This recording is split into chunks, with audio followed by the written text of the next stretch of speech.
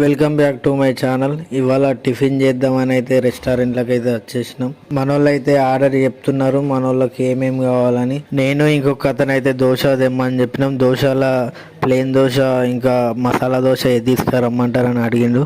నేనైతే ప్లేన్ దోశ తీసుకురమ్మని చెప్పిన. మనోళ్ళు ఇద్దరు చాయ్ పరోటా ఆర్డర్ చేసిర్రు, ఇంకొక అతను చాయ్ ఆర్డర్ చేసిండు. ఆర్డర్ చేసిన వెంటనే మన దోశ అయితే వచ్చేసింది, ప్లేన్ దోశ. దోశతో పాటు సాంబార్ ఇంకా 2 చట్నీలు అయితే తీసుకొచ్చేసిండు. దోశ తీసుకొచ్చిన తర్వాత నేనైతే తినడం స్టార్ట్ చేసిన.